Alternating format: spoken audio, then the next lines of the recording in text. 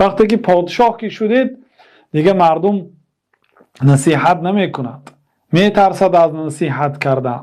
اون آدم هایی که شما را تعریف می کند، شما بزرگ هستید گفته تعریف می کند، اگرچه شما بزرگ باشید هم اونها دوست شما نیستند. اگر شما ظالم باشید، اگر شما بدبختترین خلق الله تعالی باشید و مردم از شما فریشته تراشد، وای بر حال آنهایی که شما را تعریف کرده است. اونها را باید حکم قتل میداد. ای پادشاه، آن آدم هایی که تو را تعریف میکنه آنها دشمنی تو است.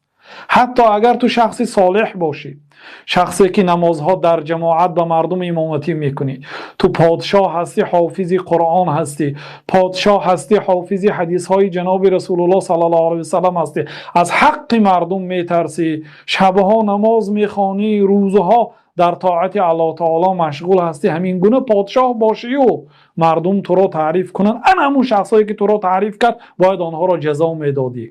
احث التراب علی وجه المدعین، خاک پاشید بر روی آنهایی که شما را تعریف کرد.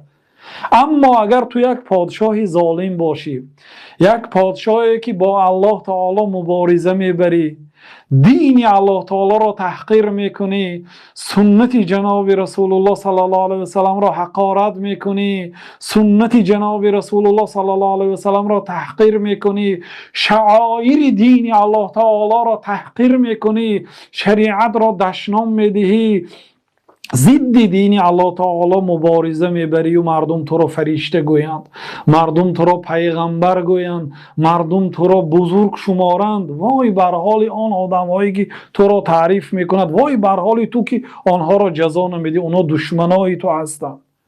و خوشا به حال آنهایی که در روبروی سلطان ظالم سخن حق را میگویند. پیامبر صلی الله علیه وسلم گفتند که بزرگترین شهید حمزه ابن عبدالمطلب، یعنی عمک جناب رسول الله صلی الله علیه وسلم است. و من قال کلمت الحق عند سلطان جائر، و آن آدمی که در نزد سلطان ظالم سخن حق گفت و سپس کشته شد. این آدم بعد حمزه مرتبهش بزرگترین شهید است.